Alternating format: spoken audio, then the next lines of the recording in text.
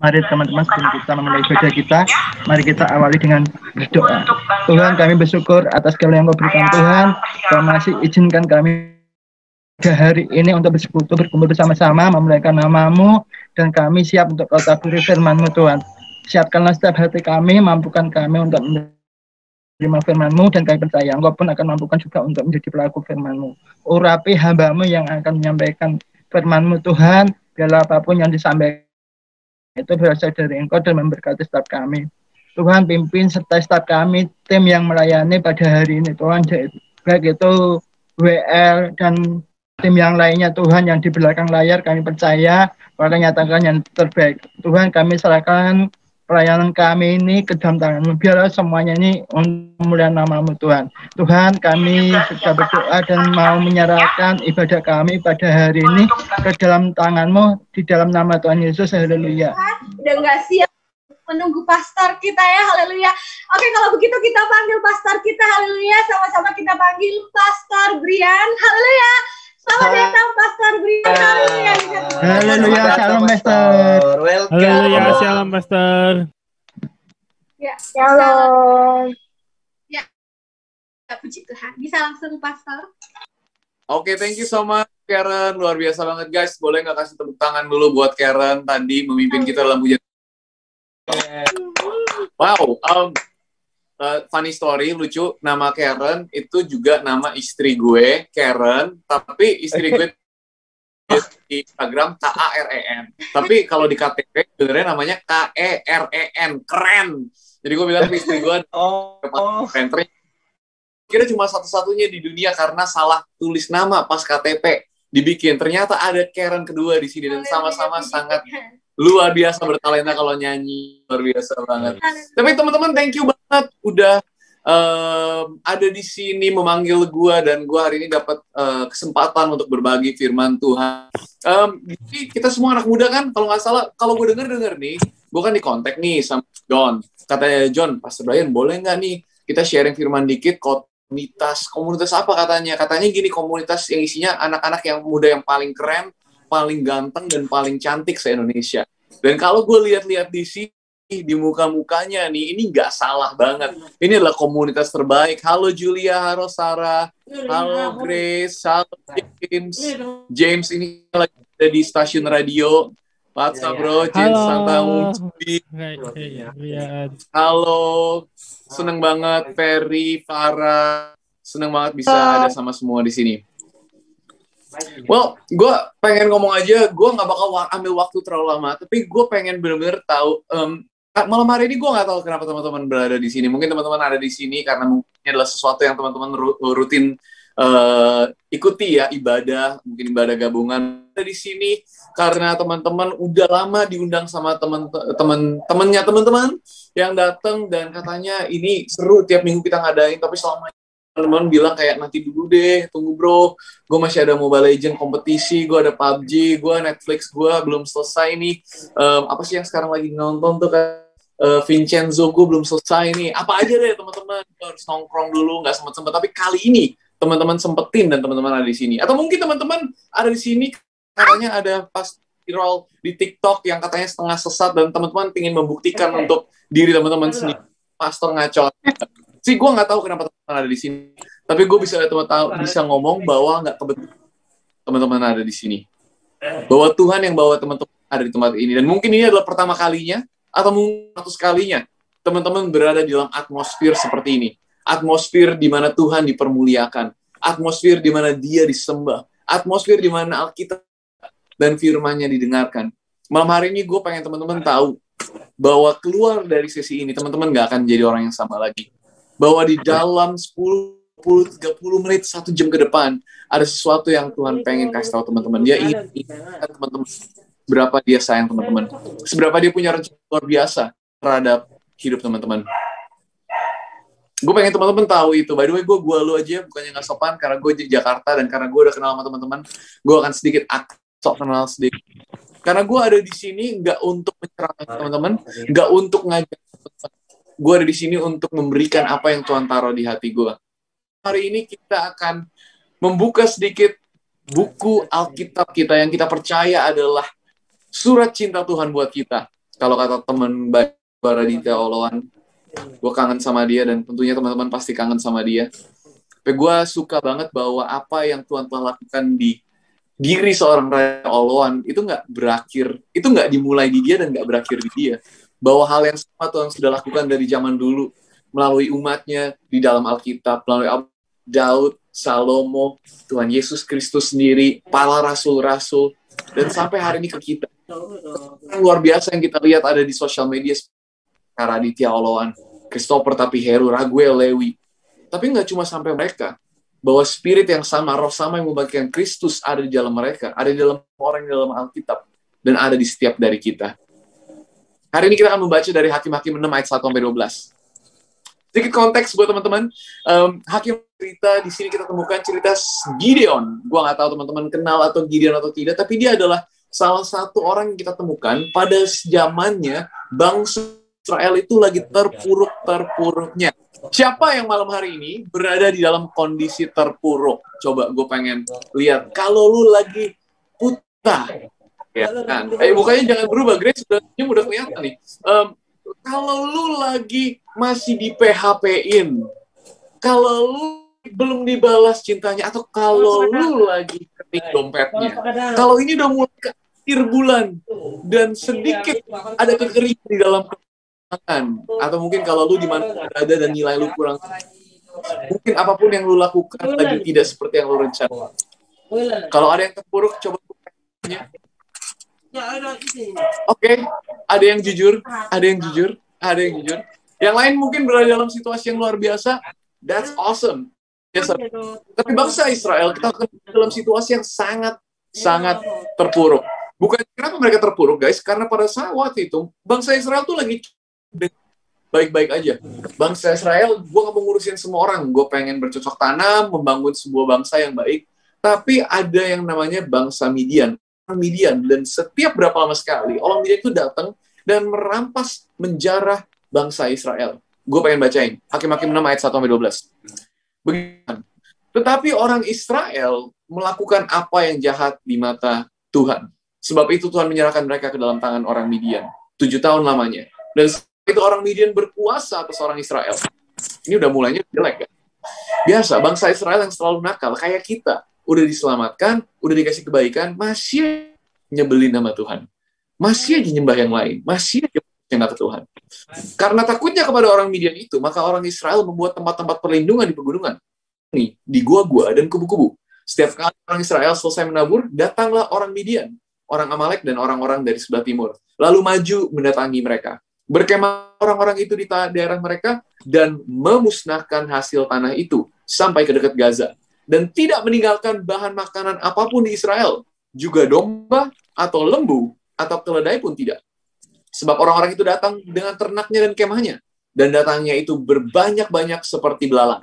Orang-orang untanya tidak terhitung banyaknya, banyak banget guys.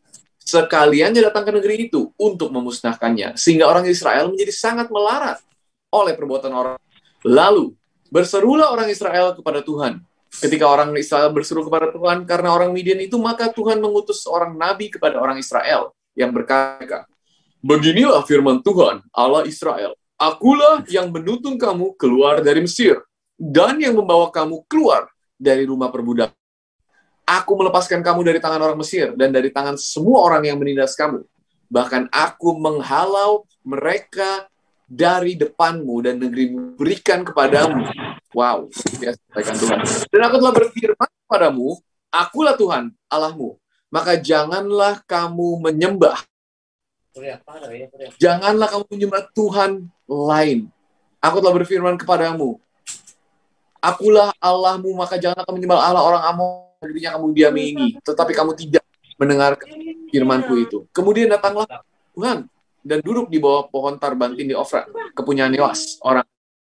Sedangkan Gideon, anaknya, mengirim dalam tempat pemerasan anggur, agar tersembunyi bagi orang Midian. Nah, ini dia guys. Malaikat Tuhan menampakkan diri kepadanya, pada si Gideon, dan berfirman kepadanya, demikian Tuhan menyertai engkau, ya pahlawan yang gagah berani. Tuhan, kami berterima kasih Tuhan untuk masa ini, Tuhan, untuk waktu di mana kami bisa berkumpul bersama, menggunakan teknologi, Sungguh sesuatu yang sangat luar biasa di mana ada di Indonesia, di kota-kota yang berbeda, bahkan mungkin di pulau yang berbeda. Engkau ada. Engkau lebih besar daripada sebuah gedung. Engkau lebih besar daripada sebuah kota. Engkau lebih besar daripada sebuah.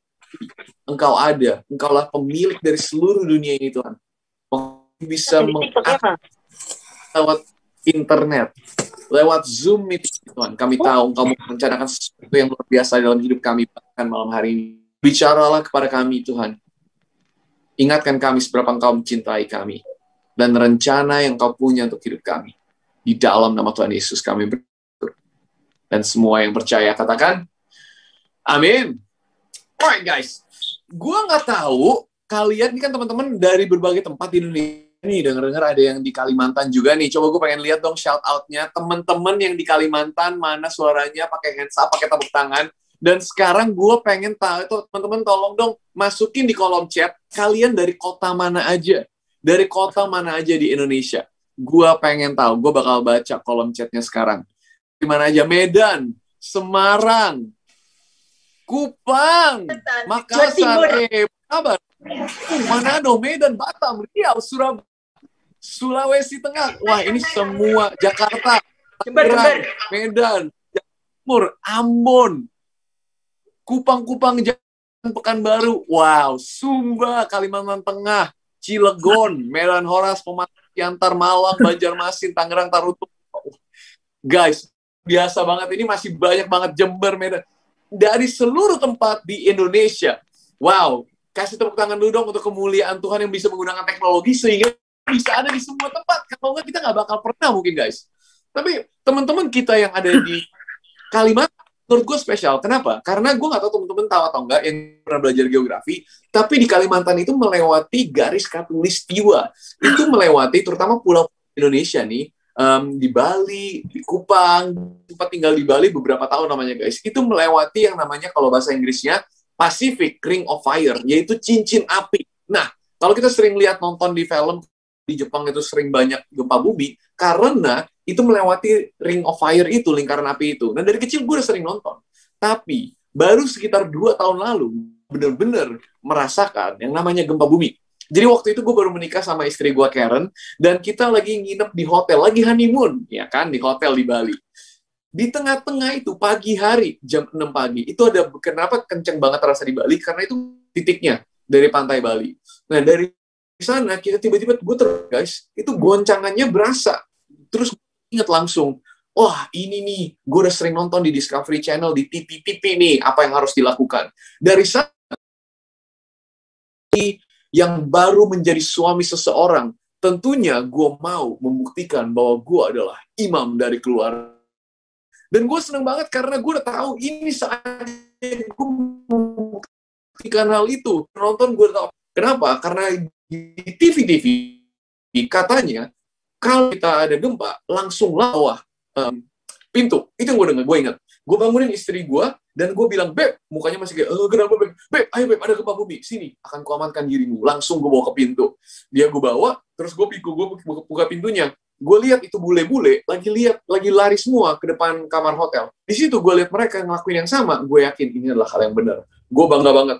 Selama 3 hari, gue berdiri dengan membusungkan dada. Gue bilang ke istri gue, tenang Beb, aku suamimu akan memimpinmu seumur hidupmu.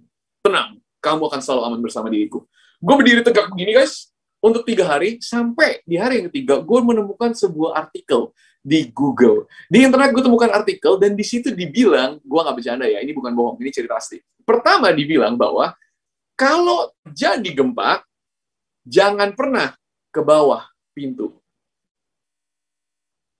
Dia bilang jangan pernah ke bawah pintu. Kenapa? Karena dia bilang, di zaman dulu, kalau misalnya kita lagi rumah peninggalan Belanda tuh, yang kusen pintunya itu dari kayu yang gede, balok-balok, itu aman, kuat. Tapi di zaman sekarang, pintu itu pakai kayu yang murah-murah, apalagi di Jakarta ya, kayunya yang murah-murah, kayu pres-presan, itu tidak lebih kuat daripada tempat lain. Oke, salah. Oke. Nggak sampai situ. Dilanjutin di artikel itu dibilang, kalau terjadi gempa, bukan cuma jangan ke pintu, tapi jauhi tembok. Kenapa? Katanya kalau di tembok banyak barang-barang yang digantung, atau mungkin ada pajangan, atau mungkin ada foto, kalau gempa terjadi, itu gampang ngelepas, jatuh, dan kena kepala. Berbahaya. Oke, gue ngelakuin kesalahan kedua. Dan ini yang ketiga, guys. Katanya gini, kalau gempa, kalau kita berada di atas ranjang, keluar dari ranjang. Di situ gue kayak, oke, gue salah lagi. Jadi gue yang tadinya bangga, ternyata gue melakukan kesalahan yang paling bodoh. Semua yang gue lakukan salah 3 kali. Dan di situ gue langsung lemes dan sedih. Tapi kenapa gue bisa bawa cerita ini? Karena gue sadar dari cerita itu. Catat ini, teman-teman.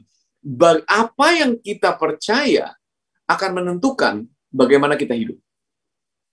Apa yang kita percaya akan menentukan bagaimana kita hidup. Karena gue ingat di memori gue, itu yang aman kalau gempa ke bawah pintu. Pada saat gempa terjadi, gue ke sana. Pertanyaan gue malam hari ini untuk semua teman-teman dari berbagai komunitas remaja Kristen di tempat ini. Apa yang lu percaya tentang diri lu? Apa yang teman-teman percaya tentang diri teman-teman? Karena apa yang teman-teman percaya tentang diri teman-teman akan menentukan bagaimana teman-teman jalani hidup ini. Di cerita ini, Gideon, dia adalah di antara bangsa-bangsa, Israel adalah bangsa terpuruk. Bangsa yang paling kecil. Di antara 12 di Israel, sebuah bangsa terdiri dari 12 suku. Dari 12 suku, paling kecil adalah sukunya si Gideon. Dari sukunya Gideon ada berbagai banyak keluarga. Keluarga yang kecil dari sukunya Gideon adalah keluarganya Gideon.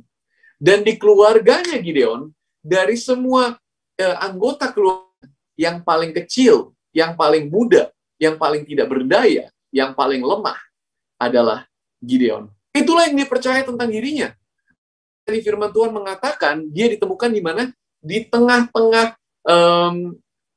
nih gue bacain, dia duduk di tempat pemerasan anggur agar tersembunyi bagi orang Midian. Dia ngumpet, dia takut, dia ngeri. Hari ini gue pengen nanya di tempat ini, apa yang lu percaya tentang diri lu? Apakah teman-teman melihat diri teman-teman dan diri teman-teman bilang, aduh, aku bukan siapa-siapa, aku nggak datang dari keluarga yang besar, aku nggak punya banyak, aku bukan yang paling pinter, sebenarnya aku bodoh, gue jelek, kurang, kulit gue hitam, gue pendek, gue nggak ada yang suka, gue selalu ditolak cewek, gue dari dulu melakukan apapun selalu gagal. Gue kalau lagi main basket di sekolah, semua orang dipilih, gue kagak. Kalau gue lagi main sepak bola, semua orang ada yang mau. Gue terbuang, nilai gue jelek. Guru gue aja bilang gue gak bakal kemana-mana. Bahkan orang tua sendiri bilang gue bukan siapa-siapa. Gue anak setan, anak gak peduli. Tahu gitu dari kecil mami papi matiin. Gak ada gunanya mami papi besarin kamu. Gue hari ini ada di sini. Senin malam, guys. Gue bisa ngapain aja. Biasanya Senin malam gue nonton Netflix.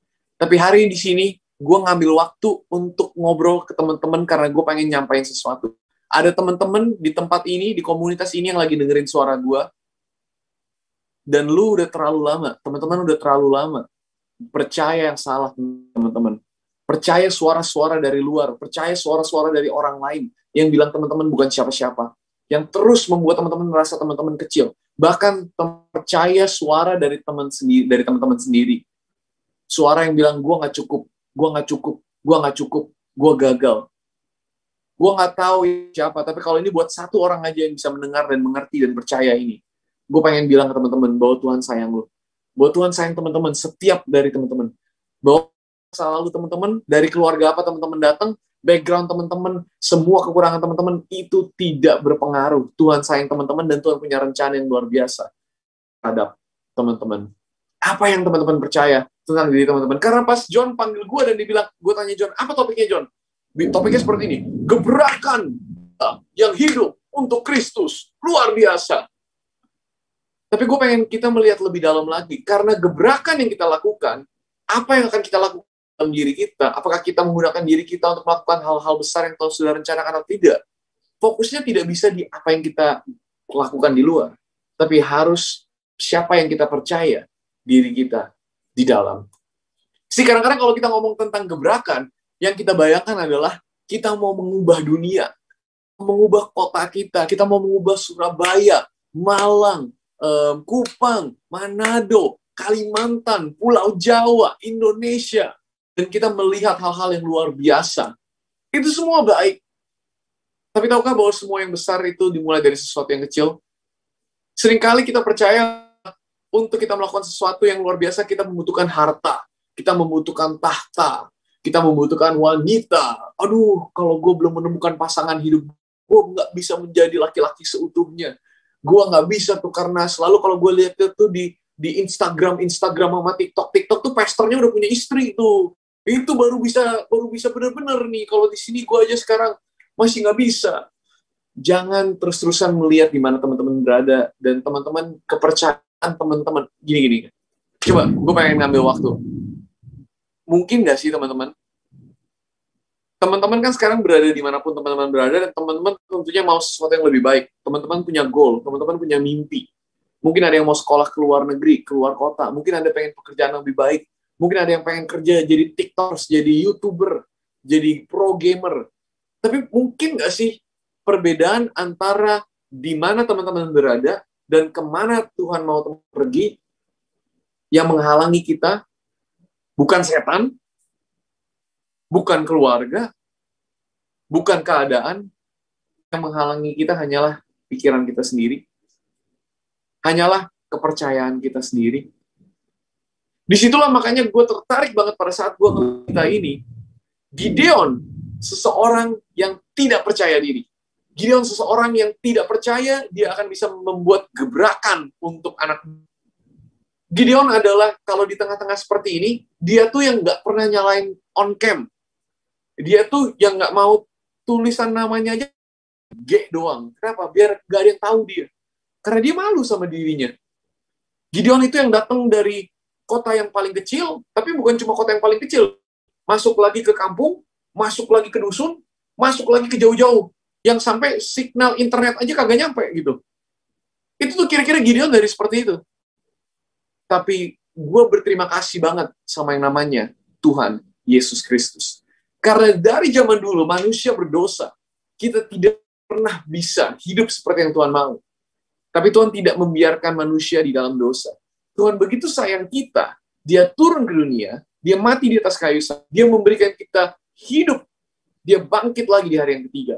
Dan dia bilang ke kita bahwa dia sayang kita. Dan dia punya rencana yang luar biasa terhadap kita. Di cerita ini Tuhan di dalam bentuk malaikat Tuhan. Hakim-Hakim 6 ayat 12 bilang seperti ini. Malaikat Tuhan menampakkan dirinya, berfirman kepadanya, Tuhan menyertai engkau, ya pahlawan yang gagah berani. Tahukah teman-teman bahwa pada saat gue belajarin teologi ini dan apa yang para orang-orang ahli-ahli teologi menulis, banyak yang percaya bahwa di saat ini bukanlah malaikat Tuhan yang muncul di hadapan Gideon, tetapi Tuhan Yesus sendiri. Karena Tuhan Yesus bukanlah sebuah rencana cadangan. Tuhan Yesus ceritanya tidak dimulai pada saat Maria melahirkan bayi Tuhan Yesus. Tuhan Yesus sudah ada sejak dahulu kala. Pada awalnya adalah firman, dan firman itu adalah Allah, dan firman itu bersama-sama dengan Allah. Awalnya adalah Allah Bapa, Putra, dan Roh Kudus. Tuhan Yesus sudah ada dari awal. Banyak orang yang percaya bahwa ini adalah Yesus muncul di hadapan Gideon. Ya engkau, pahlawan yang gagah berani. Gideon yang gak percaya diri dibilang gagah berani. Hari ini gue ada di sini untuk bilang ke teman-teman, mungkin lu gak percaya diri. Mungkin teman-teman bilang teman-teman bukan siapa-siapa. Mungkin teman-teman bilang teman-teman gak akan bisa membuat gebrakan yang berarti untuk Tuhan Yesus selama teman-teman hidup. Gue pengen bilang lu salah. Lu salah banget. Kamu salah banget. Sama seperti Tuhan berkata kepada Gideon bahwa engkau adalah pahlawan yang gagah berani. Hari ini gue teman-teman, lu adalah pahlawan yang gagah berani. Lu punya luar biasa, talenta-talenta yang luar biasa. Karen tadi, oh my gosh, Karen tadi gue udah sampai ke Australia, gue udah ikutin Hillsong, gue udah nyembah di Hillsong, gue pelayanan 5 tahun di Hillsong. Gue udah pernah ke Elevation, ke gereja-gereja di luar negeri. Dan gue masih jarang menemukan seseorang yang diurapi seperti Karen tadi. Karen tadi bukan tentang suaranya yang sangat bagus. Bukan tentang itu. Bukan tentang gerakan hidup dan sangat seru. Bukan tentang itu. Bukan tentang ekspresinya yang sangat hidup, bukan tentang itu. Tapi tentang Roh Kudus yang ada dalam Karen tadi, pada saat dia menggunakan apa yang dia punya talentanya untuk kemuliaan Tuhan, menyembahnya. Tadi gue langsung berasa, mungkin Karen gue nggak tahu orang apa, gue sekarang ada di Bintaro, Jakarta. Tapi apa yang terjadi Karen tadi mulai bernyanyi, menyembah Tuhan, gue bisa merasakan bahwa hadirat Tuhan begitu dekat. Hadirat Tuhan itu selalu ada, guys. Kita bahkan tidak perlu masuk hadiratnya. Karen tadi tidak membawa hadirat Tuhan turun. Hadirat Tuhan selalu ada 24 jam. Tapi suara membuat kita sadar. Penyembahan yang Karen bawakan membuat kita sadar bahwa Tuhan ada. Tuhan selalu ada. Kita aja nggak pernah sadar. Kan gue pengen lu tahu bahwa lu sangat diurapi. Gue nggak tahu lu tahu itu atau enggak, tapi lu sangat-sangat diurapi. Dan gue tahu Tuhan punya rencana yang luar biasa besarnya untuk hidup. Kalau lu tahu untuk jangan stop bermimpi. Kalau lu punya mimpi yang besar, lu punya mimpi di mana lu bisa mempengaruhi Indonesia, lu punya mimpi untuk menjadi penyanyi yang lebih besar, menjadi worship leader, memulai sebuah YouTube channel, lebih aktif di Instagram, di TikTok, dimanapun. Gue pengen lu melakukan hal itu. Gue pengen lu bermimpi, percaya bahwa Tuhan akan melakukan hal-hal luar biasa di dalam hidup lu. Karena itulah Tuhan kita, guys. Dan ini gak terbatas buat Karen doang. Ini gak terbatas gua. Bukan gua dan Bang Radit dan Bang Kristo dan Bang Raguel doang yang dipanggil. Setiap dari kita dipanggil Tuhan. Pertanyaannya, lu percaya nggak? Apakah kamu percaya hal itu? Karena seringkali dari dulu pada saat yang gue temukan di dalam Alkitab, ceritanya adalah cerita yang besar, ketemu dengan manusia yang kecil, dan Tuhan bilang ke manusia, lu besar. Sama seperti Tuhan bilang ke Gideon, tapi kita manusia yang kecil, kita melihat ke diri kita, kekurangan kita, dan refleks kita adalah, enggak. Gue nggak tahu teman-teman ya, tapi kalau gue ditawarin sama orang, ini menurut gue dari Indonesia kita nih, kalau kita ditawarin minum, mau minum nggak? Enggak, makasih. Mau makan nggak? Enggak, makasih. Ini gue lagi makan nasi gorengnya, ada satu yang ekstra nggak dimakan. Enggak, makasih. Terus biasa gue gitu, enggak, baru gue abis ngomong enggak, baru gue mikir, iya gue pengen makan nasi goreng. Aduh, udah bilang enggak. Refleks orang Indonesia, itu enggak dulu. Enggak enak, enggak. Atau enggak, punya enggak teman-teman yang kayak gini? Oh bro, lu tadi nyanyinya bagus banget tuh, gila gue berasa hadirat Tuhan ada. Oh enggak, bukan gue, itu Tuhan Yesus aja. Kita juga tidak pakai, kita tidak terbiasa untuk menerima kata-kata yang membangun kita. Itu bukan dari apapun, itu adalah mentalitas kita yang berkata bahwa kita bukan siapa-siapa. Bahkan pada saat kita bersama Tuhan, kita membuat alasan, kita memberikan kemuliaan ini ke Tuhan. Dan kita bilang itu semua Tuhan. Padahal bukan, itu adalah Tuhan dan kita bersama-sama. Hari ini gue juga pengen ngomong terlalu panjang, dan habis ini kita ada. Tapi gue cuma pengen ngingetin setiap dari kita. Apa yang teman-teman percaya tentang diri teman-teman? Apa yang lu percaya tentang diri lu? Nggak ngomongin segala kekurangan lu.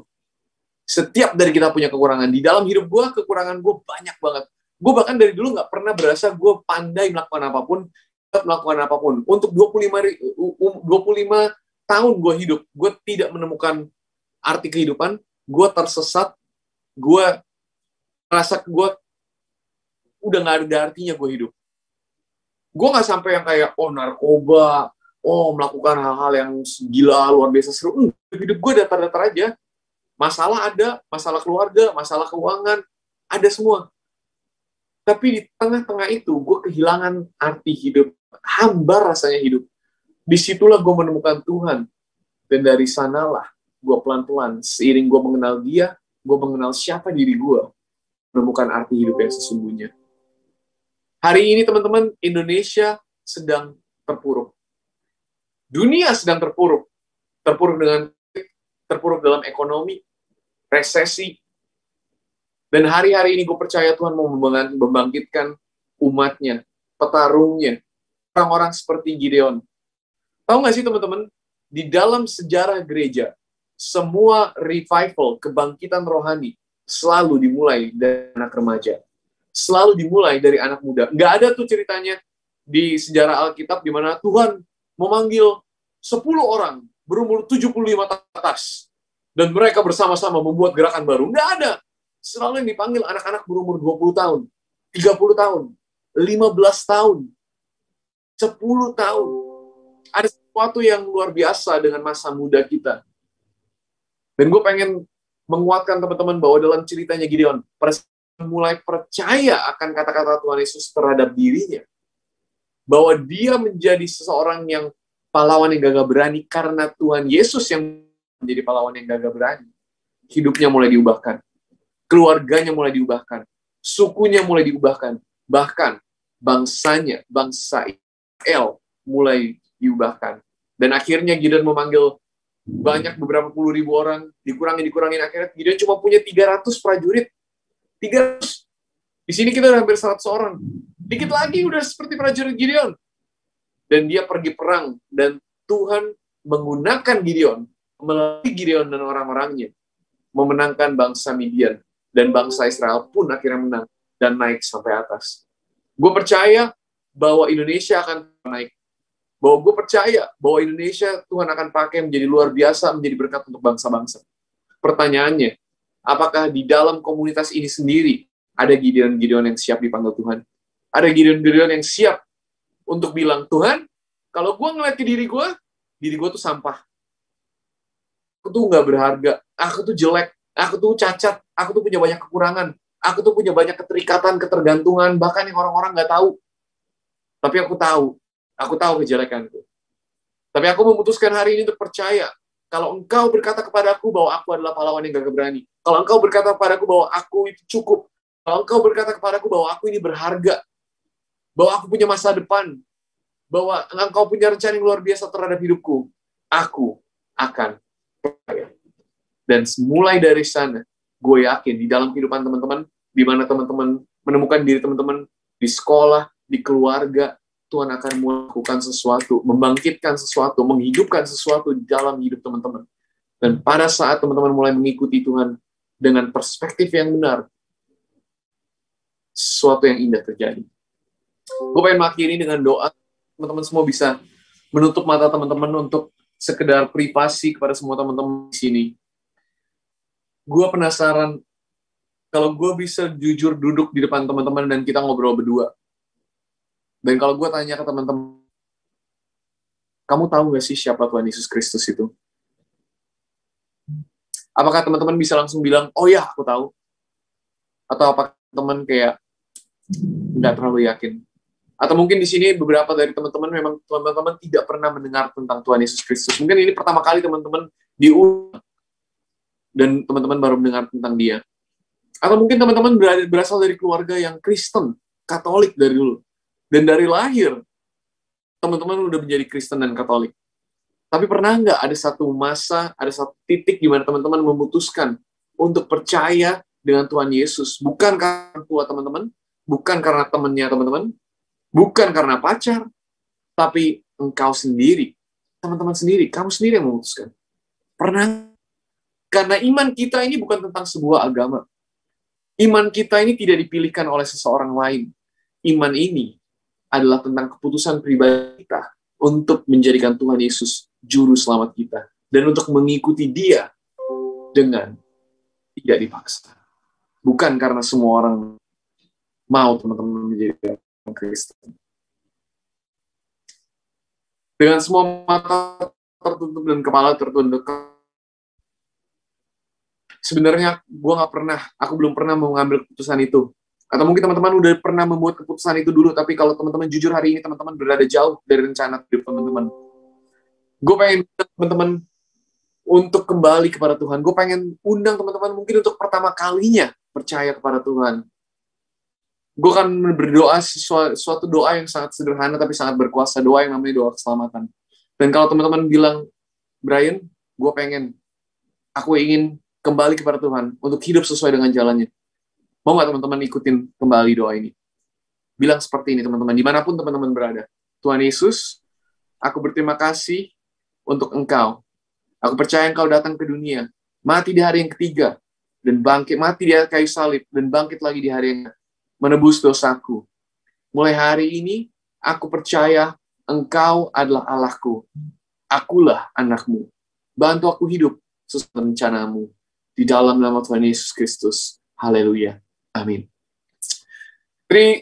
Congratulations teman-teman. Selamat. Itu adalah keputusan terbaik teman-teman bisa ambil. Dan mulai hari ini gue percaya banget teman-teman udah memulai sesuatu yang baru, yang lama udah berlalu, dan yang baru.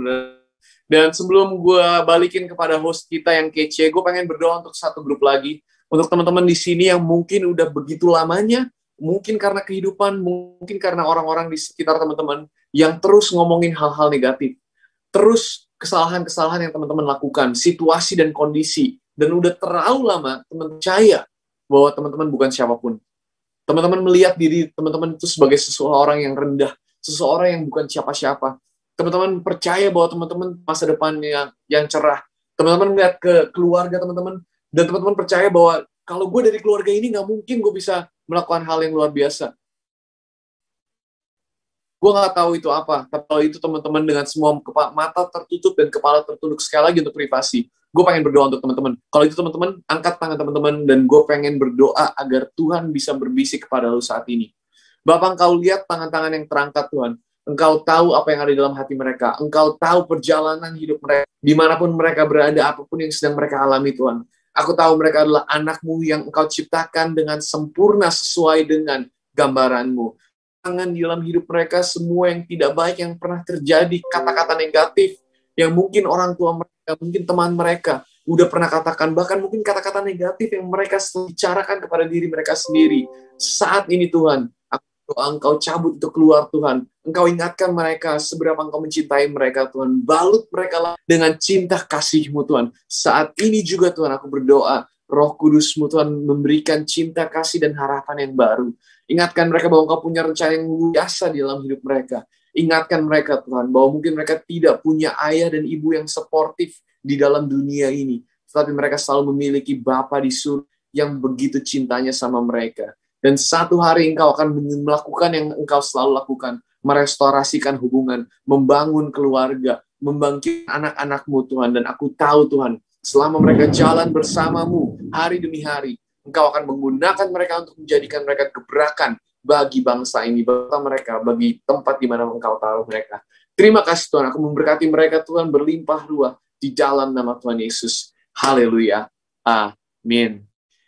Amin, amin. Thank you teman-teman. Kembali lagi kepada host kece kita. Oke, thank you Pastor buat hari ini firman-nya. Mungkin sesi tanya jawabnya aku buka. Dari teman-teman partisipan, ada yang mau bertanya? Nggak ada, Kak. Nggak ada. Udah nggak ada. Ayo teman-teman, ada yang mau bertanya? Nggak ada. Saya diam. Ada yang mau bertanya teman-teman? Dari 83 partisipan. Sulis, Kak. Iya, Kak. Oke, Sulis mau nanya. Silakan Kak Sulis.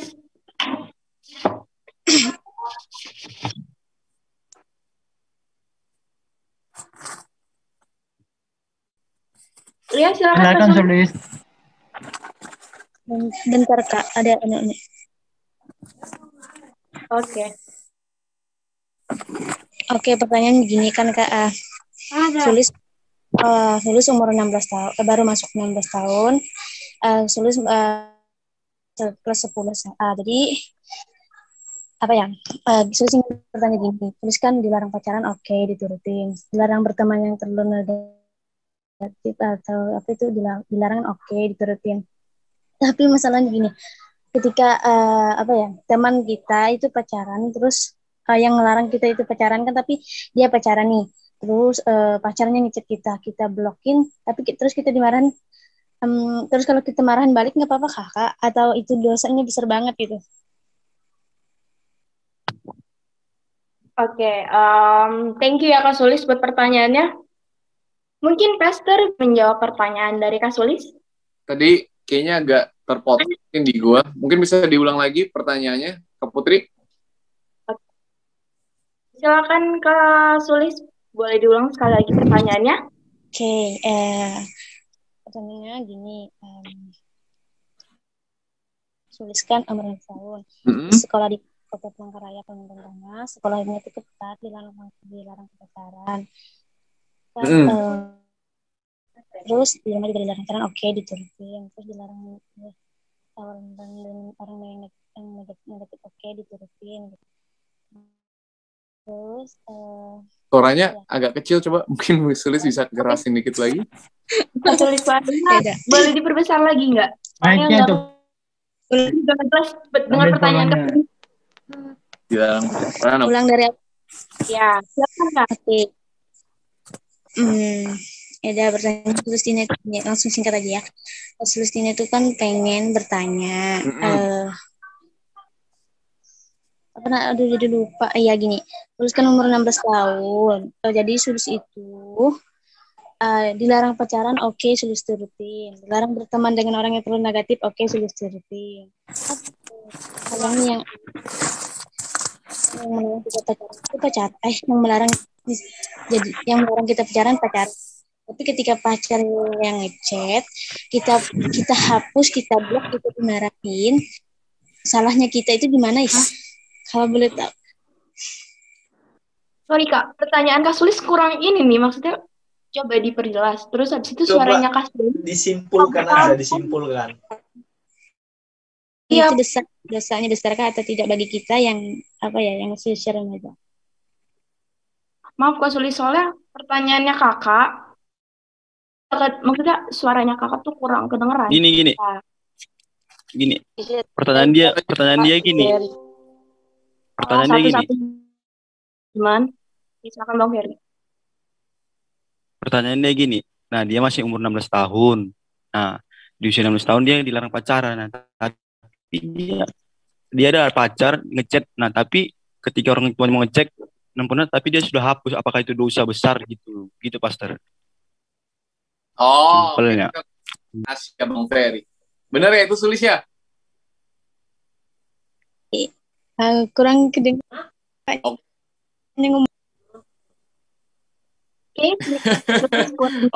Mendukung. Ya silakan Pastor. Oke, thank you. Pertama-tama gue pengen ngomong gini dulu ya.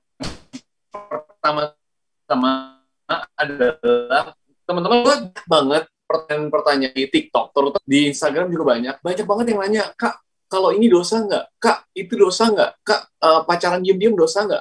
Kak, kalau ngeghostingin orang gue dosa nggak? Kak deh dosa nggak? Hal pertama yang gue pengen ngomong ke teman-teman semua adalah pikiran kita sebagai seseorang yang cinta Tuhan Yesus mengikuti dia, dosa udah bukanlah topik pembicaraan kita. Kenapa?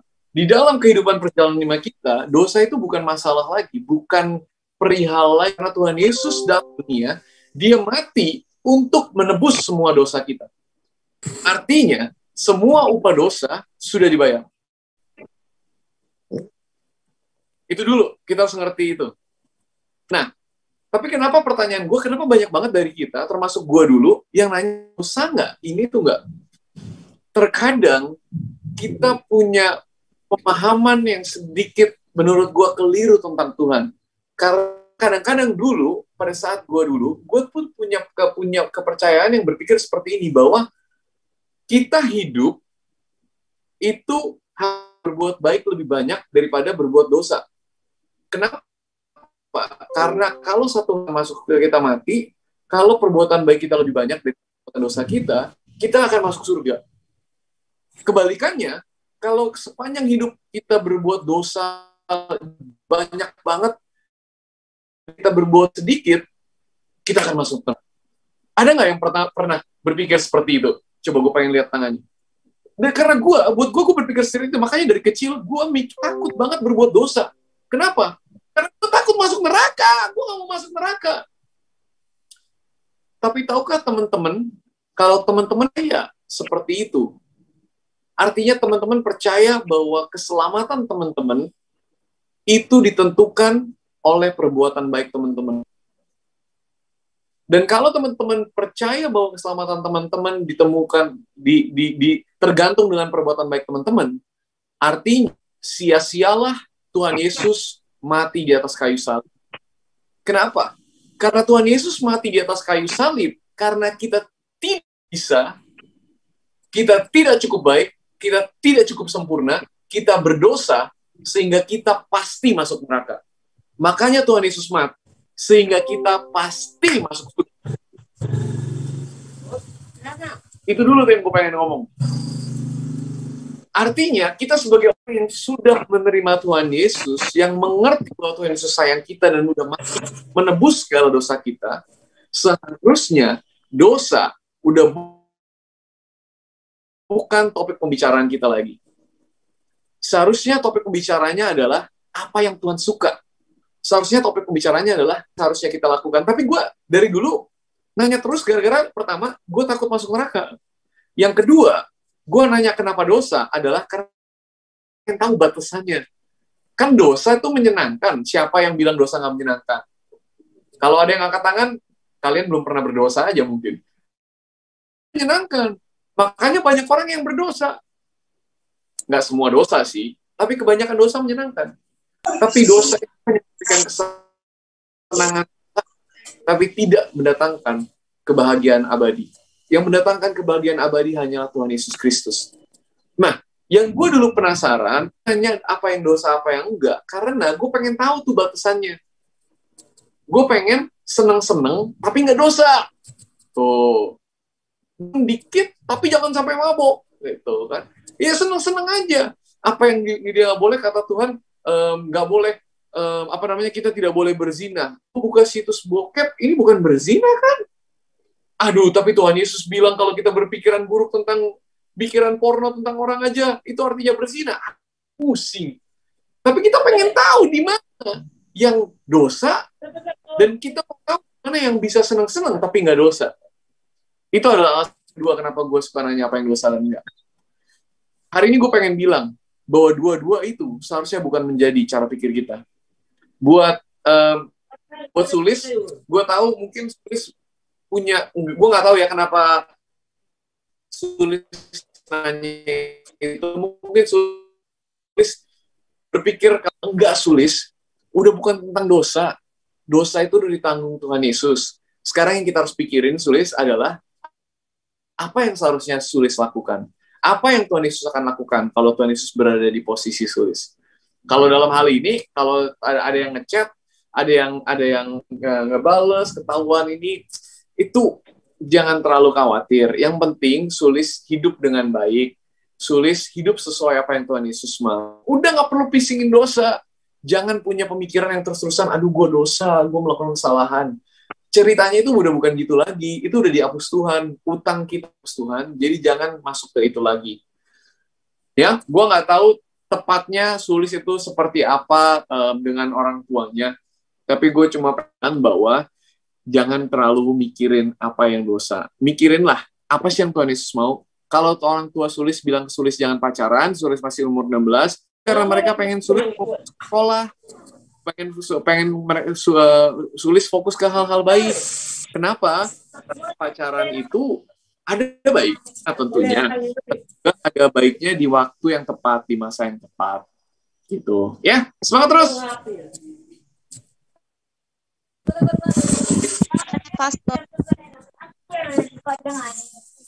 Oke,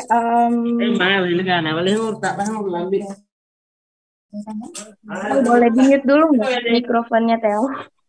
Sorry, aku off cam guys, soalnya kamera depan aku nggak berfungsi.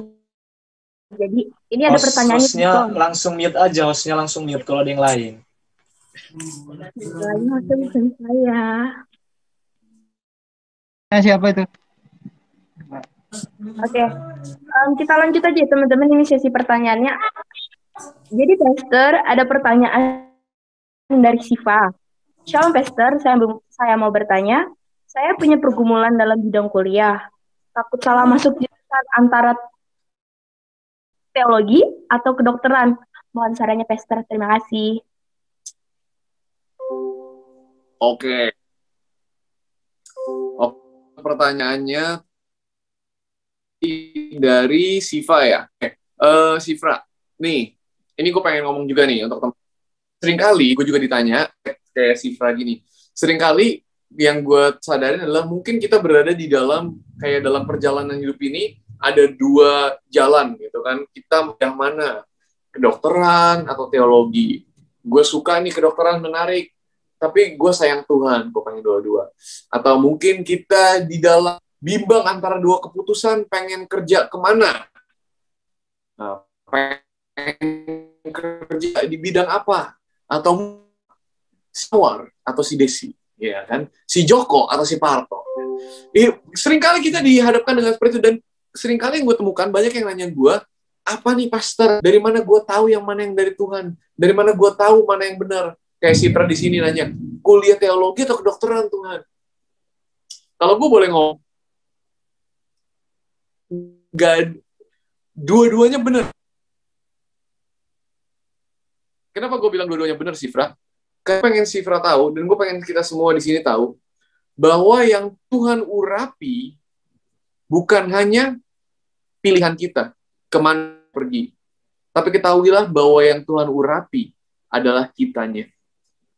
Bahwa Sifra itu diurapi Tuhan, Tuhan beserta Sifra, dan kemanapun Sifra melangkah, sama kayak yang Tuhan Yesus bilang ke Yosef, kemanapun engkau melangkah, tanah itu akan kuberikan kepadamu.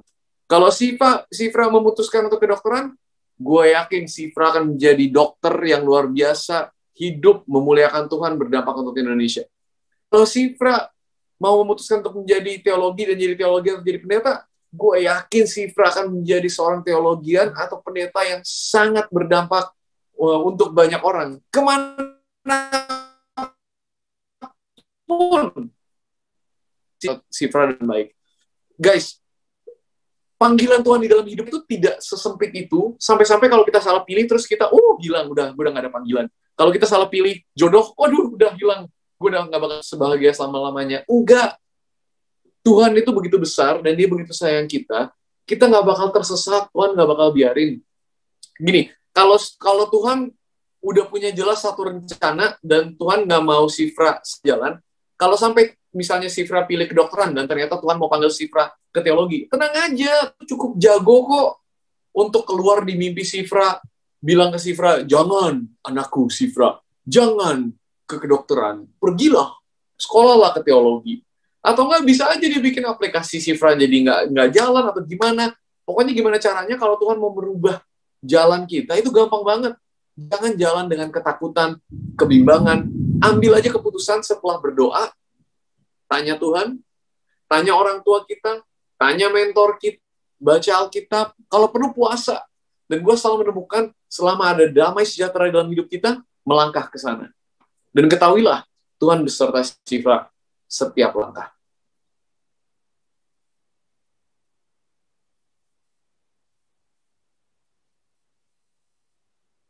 Gitu, Put. Buat kasih ya, oke, Pastor. Kita tanya dulu nih sama orang yang bersangkutan. Gimana Kak Siva? Boleh. Kak Sifra? Kak Sifra? Terima kasih. Jelas belum? Semangat ya, Sifra. Oke, terima kasih Kak Sifra. Pastor, hari ini ada pertanyaan lagi dari Kak Iren. Shalom Pastor, saya mau bertanya. Kita udah menemukan bakat, udah ngumpulin kepercayaan diri, dan mau mencoba untuk dituangkan ke sosmed. Contohnya kayak TikTok, YouTube, Instagram, dan lain-lainnya. Tapi ternyata nggak ada viewers, atau dikit. Itu tanda kita harus berhenti, atau harus gimana? Kadang kan down gitu. Oke, Pastor. Silakan. Siap. Oke, itu tadi dari siapa? Ada nggak namanya? Ada Pastor di sini orangnya. Kak Iren. Siapa namanya tadi? Iren. Iren. Iren. Iren. Oke, Iren. Thank you banget pertanyaannya. Pertama-tama, kita dulu. Pas dulu gue mulai TikTok kan ya. Gue itu mulai TikTok tanpa ekspektasi akan terjadi sesuatu biasa. Bahkan pada saat gue ngeset goal, pada saat gue bilang, oke, selama 1 tahun gue mau follower gue berapa, gue cuma tulis 10.000. Karena gue tuh gaptek TikTok, gue tuh gaptek Instagram aja 2 bulan sekali baru gue upload. Jadi gue gak pernah punya pemikiran bahwa gue akan melakukan sesuatu yang sebesar TikTok. Enggak deh. Pokoknya selama setahun, kalau dalam setahun ada 10.000 follower, luar biasa. Itu gue udah malu aja tulis 10.000. Dan untuk 10 hari pertama, kalau nggak, follower gue yang lihat tuh, follower gue cuma ada 6 kayaknya. Terus video gue yang lihat kayak 15, 20, 22. Ya udah, gue bikin aja terus. Gue dibikin. Tapi siapa tahu Tuhan punya rencana yang lebih besar. Lebih besar dari pikiran gue, lebih besar daripada apa yang gue tahu. Tiba-tiba bisa meledak, tiba-tiba follower banyak banget, dan semua itu. Dan disitulah gue sadar satu hal. Tugas kita itu hanyalah, gue balik. Hasil dari apa yang kita akan lakukan, apakah itu membuat TikTok, membuat YouTube, bernyanyi, khotbah ada yang datang atau enggak, nyanyi ada yang dengerin atau enggak, bikin TikTok ada yang view atau enggak, Instagram ada yang follow enggak, hasilnya itu adalah tanggung jawab Tuhan. Tanggung jawab kita hanyalah taat. Artinya apa? Kalau hari ini follower gue cuma 22, apakah gue akan tetap melakukannya? Gue berharap gue tetap melakukan semua, tetap sesemangat ini. Tentunya, kita sebagai manusia, kita akan jauh lebih semangat kalau apa yang kita lihat, apa yang kita lakukan itu berhasil. Apa yang kita lakukan itu banyak dampak. Tetapi gue pengen ngingetin bahwa Nabi Nuh, pada saat Tuhan suruh Nuh untuk membuat bahtera, ada yang bilang dia sampai umur 120 tahun. Baru dia menghabiskan seumur hidupnya bikin kapal, bahtera. Padahal air aja kagak kelihatan. Gak ada hasilnya, tapi dia taat. Dan gue yakin pada akhirnya, kita akan mengerti kenapa Tuhan panggil kita melakukan apa yang kita lakukan. Bu Iren, udah dikasih Tuhan sebuah mimpi itu, terusin. Iren kagak pernah tahu, mungkin minggu depan Tuhan akan pakai itu melakukan sesuatu yang luar biasa. Mungkin bulan depan, mungkin tahun depan. Atau mungkin nggak pernah. Sejujurnya, itu nggak masalah. Kenapa? Karena hasil adalah tanggung jawab Tuhan. Ketaatan adalah tanggung jawab kita. Gue pengen ngingetin ke kita semua bahwa kita hidup ini untuk kepada satu orang aja, bukan kepada seluruhnya. Kepada satu orang, yaitu Tuhan. Kenapa? Kalau kita hidup untuk dunia, pada saat dunia bilang, luar biasa, kita senang. Tapi pada saat dunia bilang, pada saat semua orang bilang, lu pastor sesat. Pada saat semua bilang, udah nggak usah bakal. Pada saat semua orang bilang, udah lu, jangan nyesatin orang. Kalau kita hidup untuk, ada quote yang bilang gini, kalau kita hidup dari pujian orang, kita akan hancur dari hujatan orang. Makanya gue sadar sampai hari ini bahwa yang bangun ke hidup gue selama ini 30 tahun. Gak ada yang tahu kan, gue sebelum tahun lalu, pasti gak ada yang tahu gue di mana, gue siapa. Tapi gue tekun, taat, ngikutin panggilan. Selama 30 tahun, Tuhan membangun dulu identitas gue, siapa gue, keyakinan gue. Setelah itu baru Tuhan bisa kayak gue menjadi dampak untuk orang luar. Dan mungkin Iren bakal Tuhan pakai, Tuhan bentuk karakternya di masa dimana nggak ada yang lihat Iren. Tapi Tuhan lagi bekerja hati Iren, di dalam keyakinan Iren. Dan pada saat waktu yang tepat, itu akan muncul keluar. Maju terus ya, Ren. Oke, Kakak Iren, makasih Pastor. Oke, ya. Teman-teman sebelumnya sorry aku off cam gara-gara kamera depan aku lagi nggak berfungsi, jadi aku nggak bisa baca pertanyaan kalian di room chat. Oke, Pastor, ada lagi nih mau bertanya.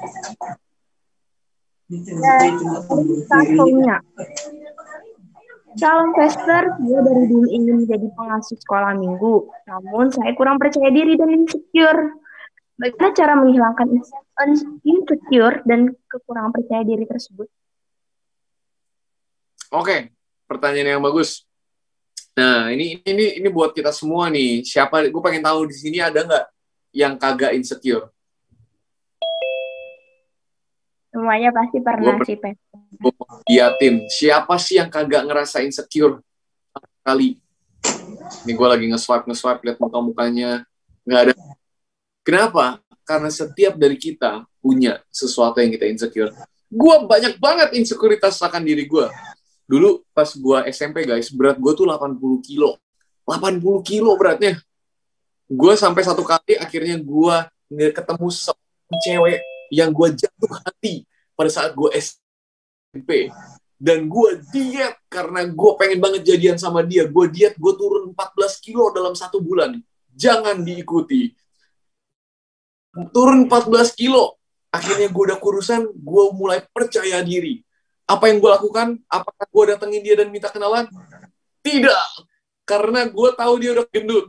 Jadi walaupun gue kurus, di image dia, gue adalah si gendut. Dan gue gak berani. Akhirnya gue menoleh ke kiri, minta kenalan sama lain, dan gue jadian sama cewek itu, mantan gue 8,5 tahun lamanya.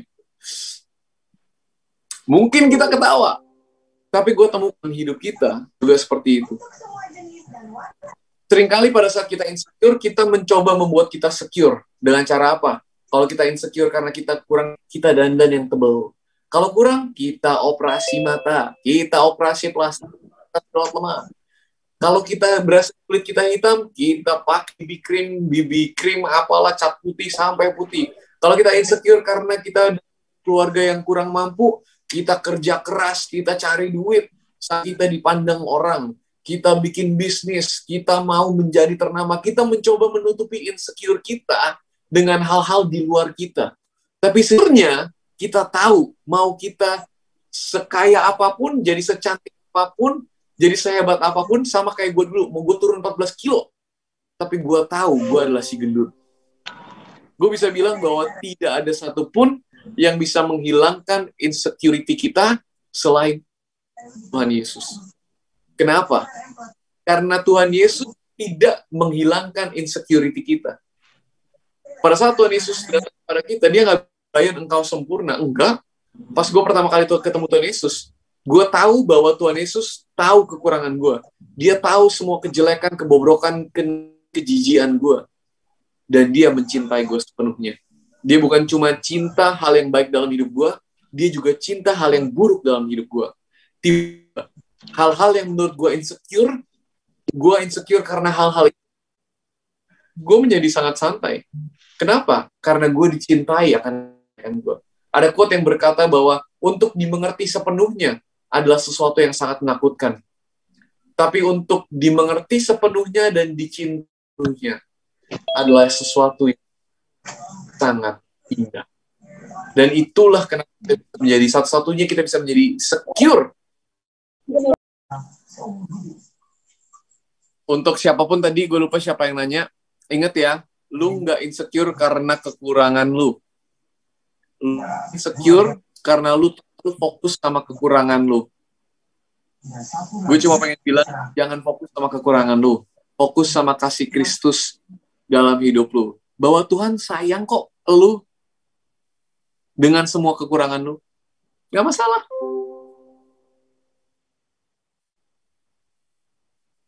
Oke. Thank you, Pastor. Buat teman-teman, karena udah jam 9:30, aku kasih slot pertanyaan 1 orang lagi. Yang di chat masih 1 itu. Kak Yuliani. Oke. Thank you, Pastor, untuk firman-Nya. Tangkap sih, Tuhan bisa pakai Gideon yang nggak siapa-siapa dan yang sembunyi jadi luar biasa. Kita juga bisa. Nah, aku mau tanya dong, mungkin ini di luar konteks ya. Nah, punya kesaksian, punya temen, tapi nyimpang gitu, Pastor. Jadi dia ya sukanya sama temennya cowok gitu kan.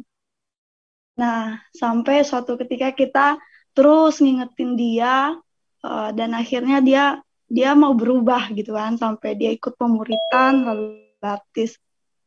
Tapi akhirnya jadi masalah dengan temen cowoknya karena belum beres kali ya, dan akhirnya cowoknya gebukin dan udah gebukin dia terus karena ini orang udah berubah gitu ya kan. Jadi jarang kayak udah nggak seperti dulu lagi gitu. Akhirnya dia balik ke Lampung. Nah, sama kita juga dia lost contact gitu. Nah, kalau pastor sendiri apakah punya pengalaman nanganin orang-orang yang punya masalah seperti itu, terus bagaimana kita yang jadi temen dia, yang nemenin dia untuk mengalami perubahan, terus sama sekali sekarang nggak bisa kontak atau bagaimana? Pastor gitu, apa punya pengalaman, boleh sharing gitu. Thank you. Oke, thank you banget Yuli buat pertanyaannya. Gue pengen bilang thank you dulu loh buat Yuli sama temen-temennya yang selalu udah ada untuk orang lain. Gue yakin banget teman-teman di sini banyak banget mengorbankan waktu, tenaga, bahkan untuk membantu teman-teman kita mengenal Tuhan dan lain-lain. Jadi thank you banget. Gue pengen ingetin teman-teman juga satu hal. Bahwa keselamatan orang itu bukan tanggung jawab kita. Maksud gue apa? Kita harus selalu ingat bahwa juru selamat cuma ada satu, yaitu Tuhan Yesus Kristus. Dan dia memakai kita untuk menyelamatkan orang-orang, tapi kita tidak pernah menyelamatkan orang. Artinya, kalau sampai kita udah berbuat baik, kita udah mencoba yang terbaik, dan orang itu tetap dengan jalannya sendiri, dia jauh dari Tuhan, dia mental, dia berubah, itu bukan salah teman-teman. Dan jangan merasa bahwa teman-teman gagal dan lain-lain. Guys, Tuhan Yesus punya 12 murid. Satu berkhianat. Dia. Tuhan Yesus aja gagal. Apalagi kita. Jadi gue pengen bilang ke Yuli dulu dan ke teman-teman Yuli, jangan pernah berasa ada pikiran-pikiran yang, aduh kenapa ya gue nggak bisa, nggak apa-apa. Dan ketahuilah bahwa rencana Tuhan untuk hidup orang itu dan teman kita siapapun dalam situasi apapun, itu jauh lebih besar daripada yang kita tahu. Mungkin kita kira jalannya lurus, dia kena Tuhan beres. Tapi kadang-kadang yang gue temukan adalah kadang-kadang kemana-mana dulu, hilang dulu, jauh dulu, baru balik lagi. Jadi Tuhan punya rencana yang lebih besar dan dengan cara yang kadang-kadang kita tidak bayangkan. Jadi kita nggak perlu terlalu stresin, nggak perlu terlalu itu. Yang lebih penting buat kita adalah apa yang bisa kita lakukan untuk orang-orang di sekitar kita. Saat ini Tuhan percayakan ada orang-orang di sekitar kita. Gue bisa bilang bahwa teruslah tebarkan kasih. Teruslah mencintai orang apa adanya. Teruslah menerima orang apa adanya. Jangan menuntut mereka untuk harus berubah. Jangan menuntut mereka untuk harus bertobat. Jangan menuntut orang harus apa. Kita tidak bisa merubah orang. Yang bisa merubah adalah Tuhan Yesus. Tuhan tidak bilang, rubahlah orang. Taubatkanlah. Tidak. Yang gue baca di Alkitab cuma ada satu. Ilah sesamamu. Tugas kita bukan menghakimi, bukan ngejudge, bukan merubah. Tugas kita adalah mencintai orang. Kenapa? Karena gue cuma bisa berubah hari ini karena cinta kasih Kristus. Bukan karena seseorang pun berubah gue. Justru gue balik. Kalau sepanjang perjalanan ada orang-orang Kristen yang datang dan bilang ke gue, Brian, lu dosa. Lu harus stop berbuat dosa. Lu harus berubah. Kalau enggak, lu masuk neraka. Mungkin gue nggak di sini kalau gue ketemu orang-orang kayak gitu. Tapi gue berterima kasih dan bersyukur gue ketemu orang-orang yang bilang, Brian, gak apa-apa, sini, ikut Tuhan yuk. Enggak kok, Tuhan sama lu. Tuhan sayang lu. Lu bisa datang apa adanya. Pada saat gue masih berdosa. Pada saat gue masih melakukan hal yang Tuhan gak mau gue lakukan. Karena penerimaan apa adanya itulah gue berubah. Karena penerimaan apa adanya itulah si pelacur datang kepada Tuhan Yesus. Si pemungut cukai datang kepada Tuhan Yesus. Kepada Tuhan Yesus. Dan mereka semua diubahkan. Jadi semangat buat Yuli. Terusin aja tebarkan kabar baik. Tebarkan cinta kasih kepada semua orang. Dan lihat bagaimana Tuhan melakukan sesuatu yang hanya dia bisa lakukan. Menerima orang apa adanya. Merubah hidup mereka. Dan merubah semua terhadap diri mereka. Thank you semuanya sekali lagi yang udah datang bergabung sama kita hari Senin malam. Teman-teman bisa berada dimanapun, tapi teman-teman ada di sini itu menunjukkan hati teman-teman. Buat gue, kalau teman-teman ada di sini itu karena hati lu benar-benar ingin kenal Tuhan, dengar dari Tuhan, dan lu mengharapkan sesuatu. Dan gue berharap hari ini lu bisa mendapatkan sesuatu. Dan kalau lu lupa apa yang kita ngomongin hari ini, ingat ini aja. Tuhan selalu sayang lu. Dan dia punya rencana yang luar biasa terhadap hidup lu. Ya, dimanapun teman berada, di kota Tuhan akan menggunakan teman melakukan sesuatu yang luar biasa. Oke. Amin, haleluya. Terima kasih ya Pastor buat hari ini, buat firman-Nya, buat Thank you guys, sama-sama.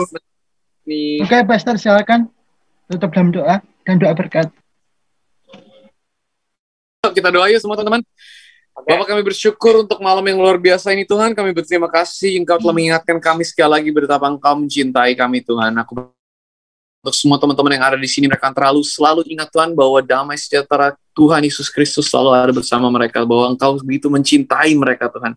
Aku berkati semua yang mereka lakukan Tuhan, berkati mereka apapun yang mereka lakukan dalam keluarga mereka, dalam keuangan, sekolah mereka Tuhan, dalam hubungan mereka Tuhan, dalam mereka Tuhan, dalam pelayanan mereka Tuhan, agar mereka selalu menjadi kepala dan bukan ekor, agar mereka terus maju dan tidak pernah mundur Tuhan.